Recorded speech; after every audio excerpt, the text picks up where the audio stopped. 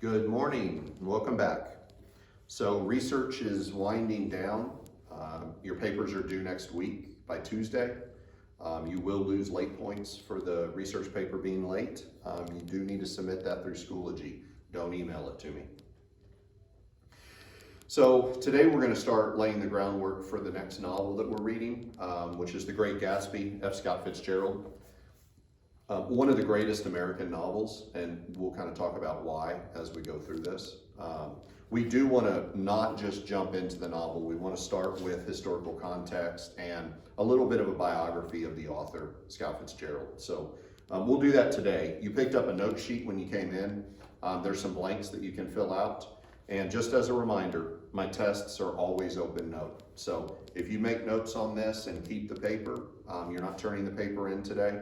But if you keep it, bring it for the tests that we have or quizzes that we have over this novel, this unit, you can use your notes on the test, and it will help you. Before we just jump into the worksheet and filling in the blanks with dates and information, I want you to consider three ideas or three events that I'm going to give you. So the first idea is the idea of a youth counterculture and a shift, and you could write down social shift on the top of your page there if you want. I'm going to give you three ideas. That's the first one. The idea of pushing back against the way things have always been, the norms and expectations and rules that we've had, previously. Every youth generation does that. My generation did it in the 80s. Your generation is doing it, and it's very normal. But we had a really big shift following World War I. So World War I lasted from 1914 to 1918. And the men that left, the American men that left to go serve in the military during the war, created opportunities, created a vacuum. They weren't here to maybe be the breadwinner for the family or to support the family financially. And it created opportunities for a couple different groups of people. The first one would be females, women. We've talked before about how men and women have not always had the same freedoms and equality and opportunity. That back in the day, men were the breadwinners. They were the ones working outside the home. And they just generally had more freedom and opportunities than women had. During the war, a lot of men are gone. Women find the opportunity to work outside the home. They are earning a paycheck now, maybe for the first time. They are enjoying a level of freedom or independence that they maybe haven't had before, depending on their family and culture. So you've got young people, particularly young girls, watching their mothers take on roles that they haven't had before and providing for the family at home, and maybe doing a job that would have been a man's job previously, manufacturing, industry jobs, things like that. Okay. When the war ends in 1918, how likely do you think it is that the women would come, when the men come back from the war, that the women would go back into the box that they've been in? Okay. How likely are they going to be to just happily give up the job that they've had so that a man can have it so that they could return home? So, and the youth are watching this, and particularly this idea of a flapper girl, and we'll talk about that in a minute. That's one of the most iconic symbols of the Roaring 20s. Okay.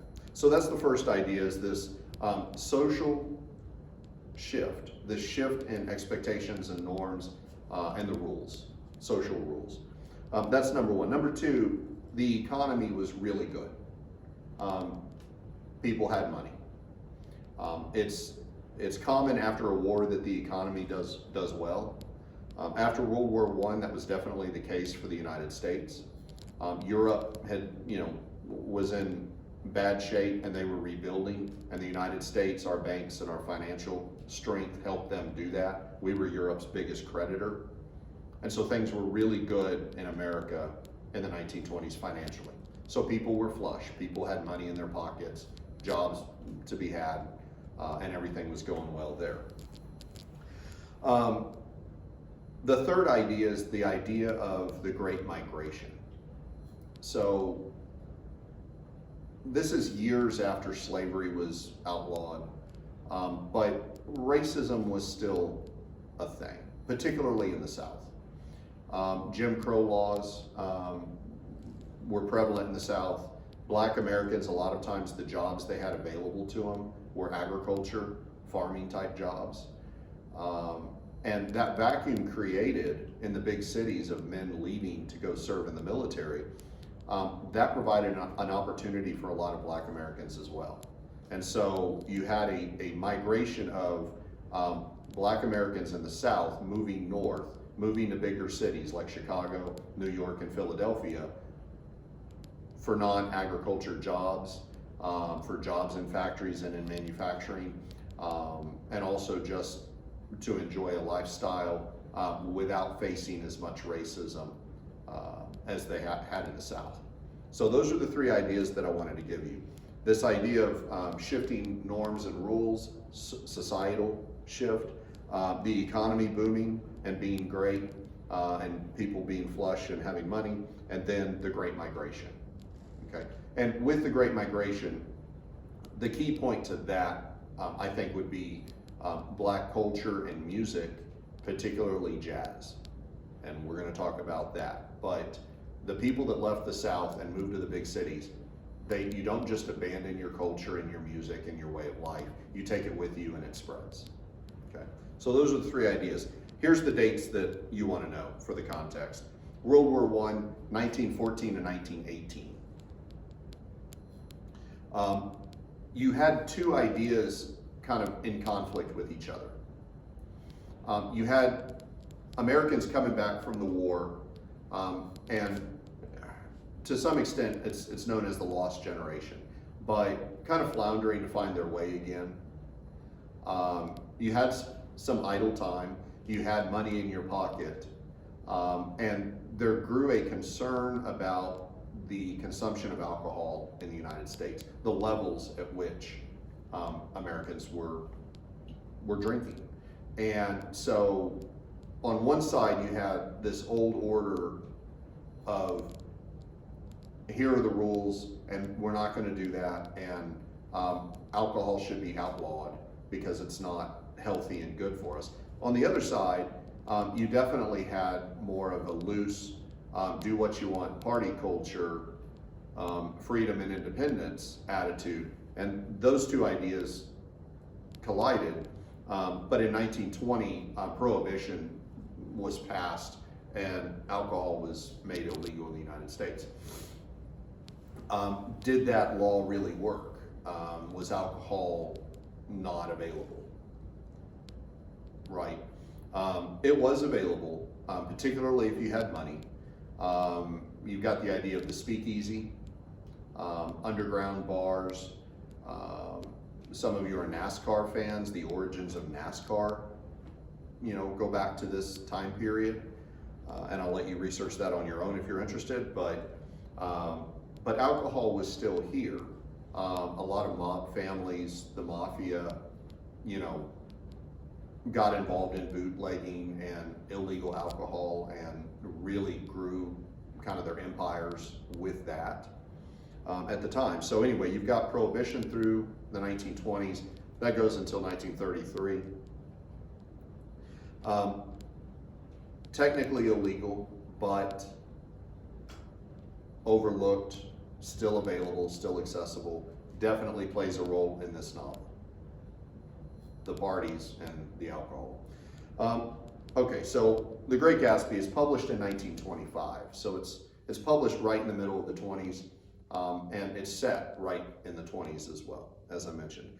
And the 1920s, it was a party. I've got the idea of a flapper.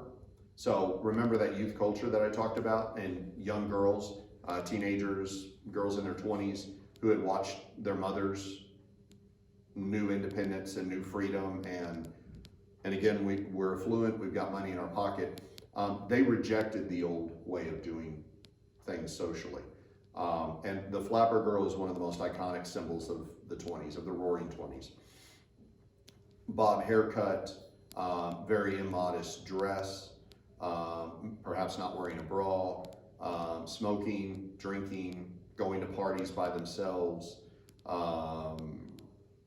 you know, a party culture for sure. So as a style, Art Deco, which is the cover of the book, and we'll talk about that. Art Deco as a style, architectural style, grew up, and the idea of the flapper and the dress also is very symbolic of the 20s.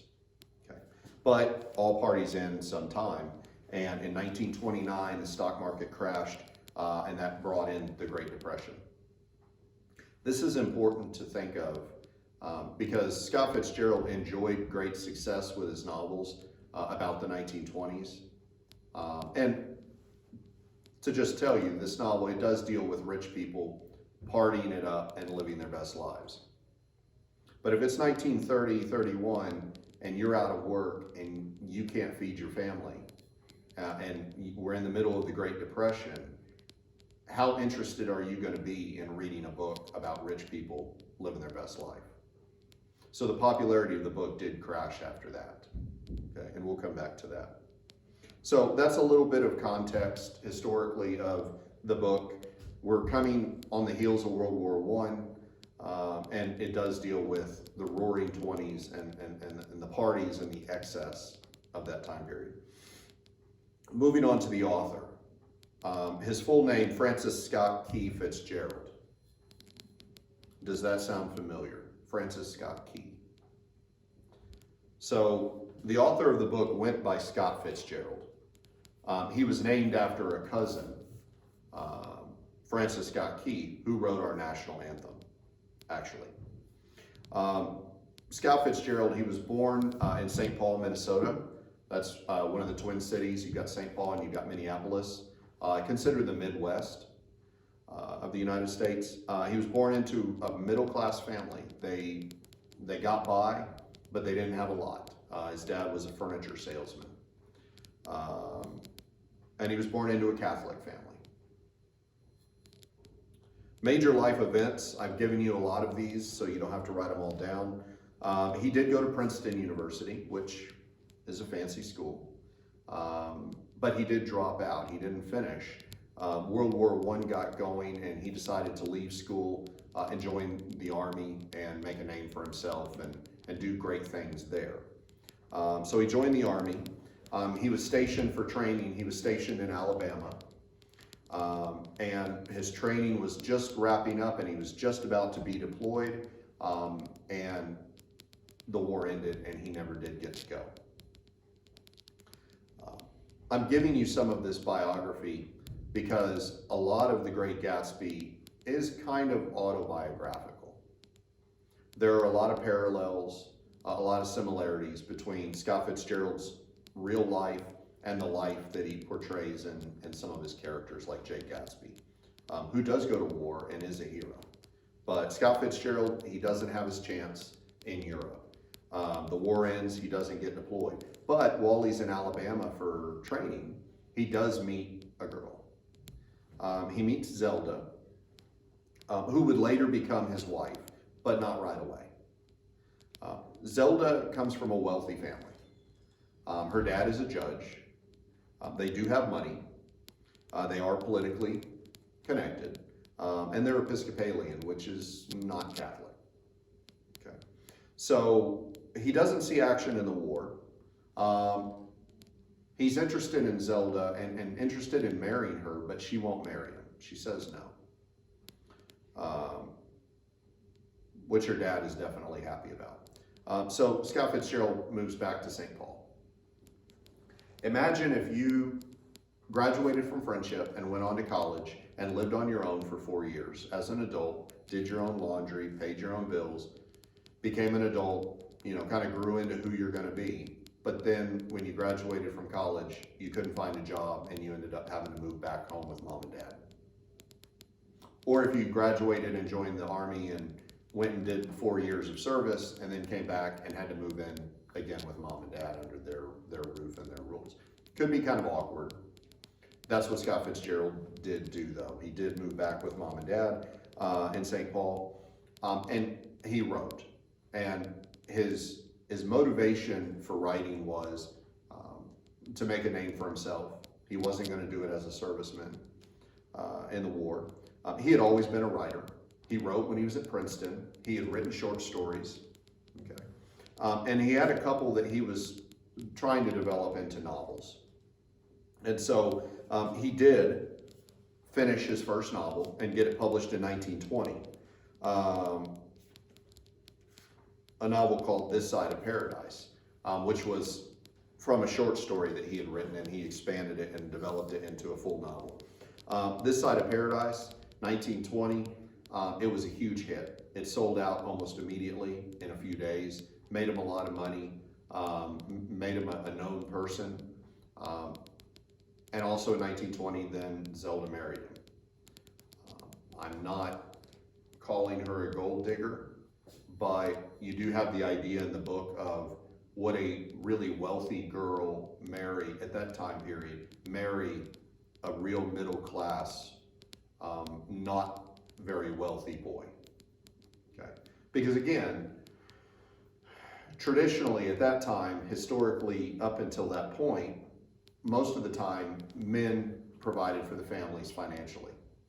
Women were kind of dependent on whoever they married for the lifestyle. And if you're used to a high-end lifestyle, a young girl would have needed to marry a guy who could provide that kind of lifestyle. So anyway, I'm not saying anything about Zelda bad, but she said no to marriage until he became successful and made money. So in 1920, with his first book, This Side of Paradise, it happens for him. Everything comes together. They do get married, and they move to New York. They move to Long Island, New York City. Okay, it's an affluent area of New York City. The very next year, 1921, they had a daughter named Scotty. And so you can see the name deal. You've got Francis Scott Key Fitgerald, named after the cousin who wrote the Star Spangled Banner. He goes by Scott Fitgerald. Then he and Zelda have a little girl, and they call her Scotty. And in 1922, he wrote his second book titled The Beautiful and the Damned.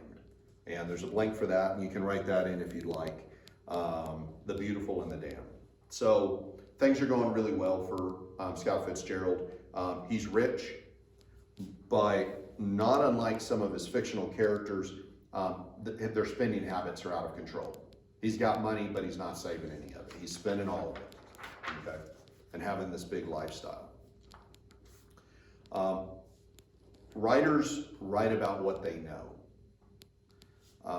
Art imitates life. And the stories that Scott Fitgerald wrote and published were things that he knew about. Because of his success, his money, the name he made for himself as a writer, and living on Long Island, he was invited to the parties. He was a socialite, he and Zelda.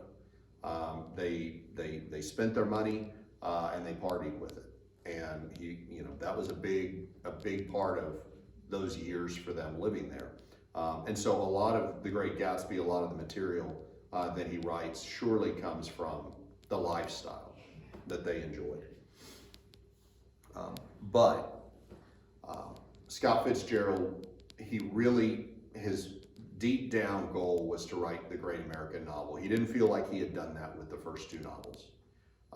And I think he was aware also of the party lifestyle and how unhealthy it could be. He definitely recognized that that's not the best for producing work and getting work done. I mean, if you're hungover all the time, how productive are you going to be? So in 1924, he moves the family to France. There is, I mentioned the Lost Generation earlier, there is an American expat community in France of a lot of artists and writers like T.S. Eliot and Ernest Hemingway. Ernest Hemingway had served in World War I in Italy, and so Americans were somewhat familiar with Europe, a lot of them, and so there was an expat community in France. And So he moves his family there to kind of find peace and find a slower lifestyle that would allow him to knock out the great American novel. He also felt like he would be more successful writing about America if he was not living in America. Go away, then look from the outside in and write your novel. Okay. So they moved the family to France, where he would write The Great Gatsby. So The Great Gatsby was written in 1924, about the 1920s in America, but it was written in France in 24. Then it was published the next year in 25. The Great Gatsby actually wasn't a huge hit. It wasn't as big as the first two novels that he wrote. Okay, the next little section on your note sheet, the fast-paced lifestyle, it did come at a cost. There was too much money, there was too much alcohol. There was infidelity in their marriage. There were mistresses and, extramarital affairs that took place. And there were fights between Scott and Zelda. Then in 1930, Zelda was diagnosed as being schizophrenic, and she was put in a mental institution, a hospital. She would spend the rest of her life in and out of institutions for her mental, issue. They did become estranged. I do want you to think of Scott Fitgerald as a flawed person, the affairs and the lifestyle, but also a devoted person. He was devoted to Zelda, and he did work hard to make sure that her medical bills and needs were met. And he stayed true to her for the rest of his life in that regard, trying to generate the money needed to take care of her. But she did spend the rest of her life in and out of institutions. They were estranged. And then she would later die in a fire at the hospital, one of the hospitals that she was in 1948. That was 8 years after Scott Fitgerald died, so she made it longer than he did, but it was a sad ending for both of them. Okay, middle of the page, Fitzgerald popularized the term the Jazz Age. So you've heard the Jazz Age. I've intentionally used the term Roaring Twenties up until now, but the Jazz Age is what, is the setting of this book. The Roaring Twenties, the Jazz Age. Fitzgerald's the one that first coined that term, the Jazz Age. And under that, I've got a quote from one of his essays, My Lost City. In it, the quote is, "The old order had been overthrown." And that's a good quote when we're talking about the Jazz Age and the 20s. The old order, the old social norms and rules, the old way of doing things, that has been overthrown. And we've evolved. I mentioned the party ends at some point. In 1929, the stock market crashed, and that brought in the Great Depression. The popularity of his novels declines at that point. I mentioned that earlier. They were seen as materialistic and elitist. The Great Gatsby was seen as a celebration of that lifestyle, that high-flying lifestyle of excess and too much. And so the popularity crashed. Under that, I've got a space for personal life notes. You can leave that blank if you want now. We'll come back to that and add in a little bit later once we get going with the novel. But Scott Fitzgerald would go on to write 2 more novels, and he wrote a lot of short stories. The short stories were his bread and butter. That's how he paid his bills. He wanted to be known as a great writer, and for that he needed the novels, the great American novel. But day to day, he wrote a lot of short stories. So this is The Great Gatsby that we'll be reading. This book, these are his short stories. There's a lot of them. So that's what he did to support himself. But after the stock market crash, he never regained that level of popularity and success. He never had the money again in his lifetime that he had following his first 3 books and in the 20s. He would go on and die of a heart attack in 1940 at the age of 44, which sounds pretty young to me because I'm 48. So Probably that hard living lifestyle didn't help. He didn't take care of himself like he could have. You can imagine if you're partying all the time. So he has a heart attack in 1940, dies at the age of 44. He is buried in Maryland. They didn't stay in France. In 24, they moved the family to France. They wrote The Great Gatsby. They did come back home. They did come back to the United States. They never lived in New York City again. They lived in the Midwest. They spent time in Maryland, kind of moving around. Interesting fact, even with his success, Scott Fitgerald, just like his parents, never owned a home. They rented their entire lives. They never had their own home.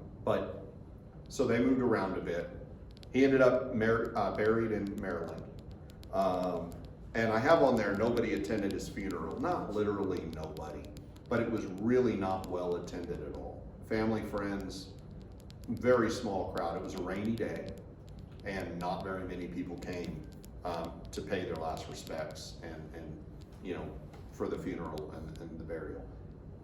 I mentioned this book is somewhat autobiographical. Some of the characters in the book, it's almost like we're reading a book about Scott Fitgerald. So remember that. You'll see that when we get to it in the book.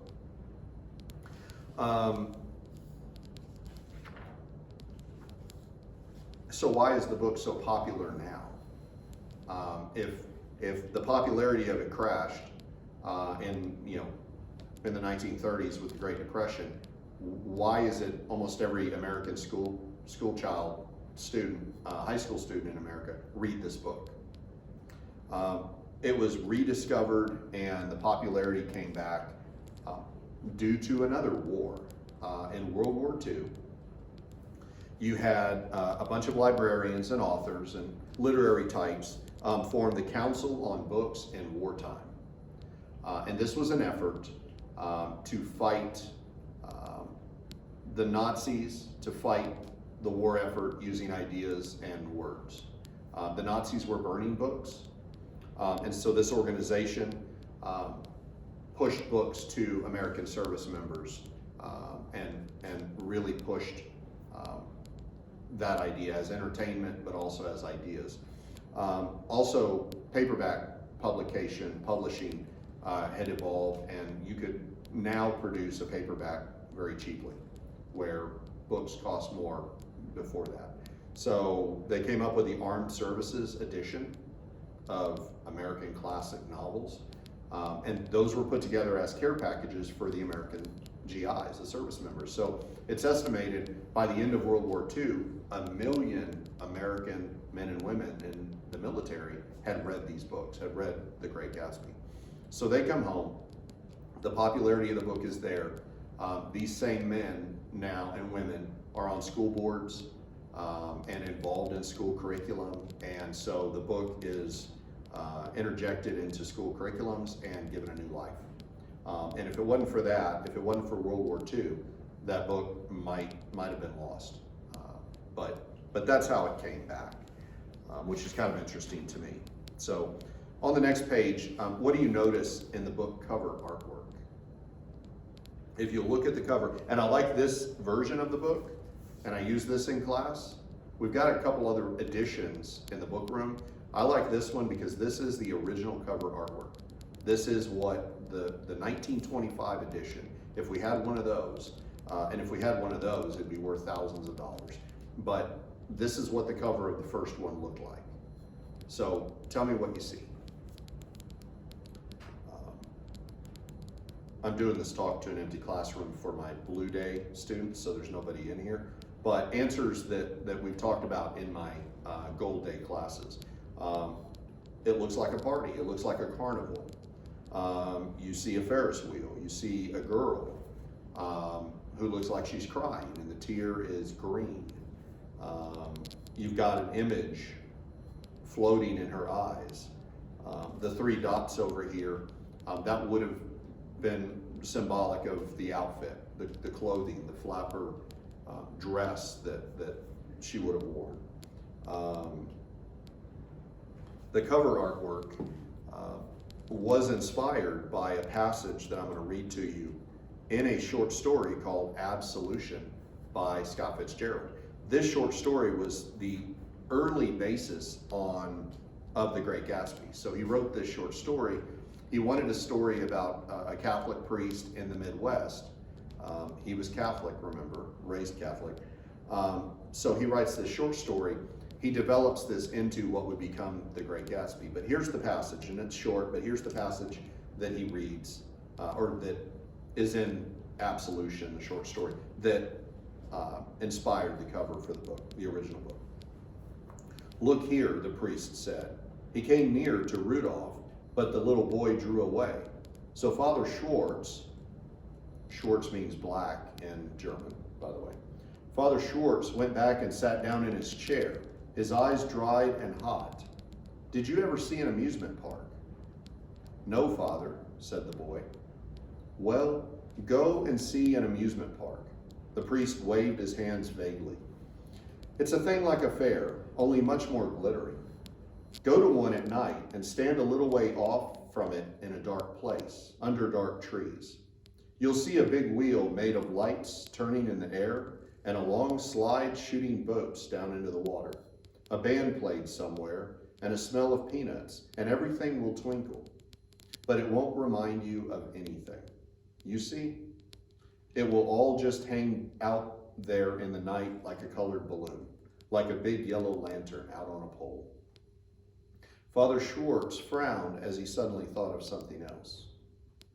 "But don't get up close," he warned Rudolph, "because if you do, you'll only feel the heat and the sweat and the life." So that's a passage from the short story. The priest telling the little boy, go see the carnival, but don't enter it. Watch it from the outside, but be careful. Don't get too close. So we'll talk about that once more when we get into the book and the meaning behind that, but that was the inspiration for the cover of the book. The artist who did the cover of this book, by the way, this dust jacket, this is the only dust jacket for a book he ever did.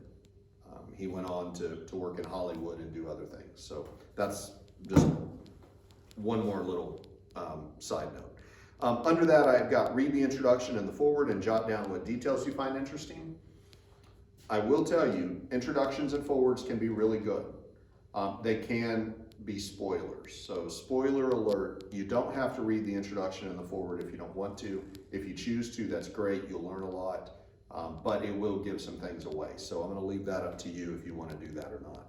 Below that, I've got a list of main characters, main symbols, and themes. These are the big ideas that we're going to be talking about as we go through the book. So you can make notes on this packet, make notes on this page if you want as we go, but these are the big concepts and ideas and character lists that you're going to need to kind of be aware of and be ready for. So that's it for the note sheet. That's it for my talk, kind of filling in the historical context and the biography of Scott Fitgerald, what I'd like you to know about him.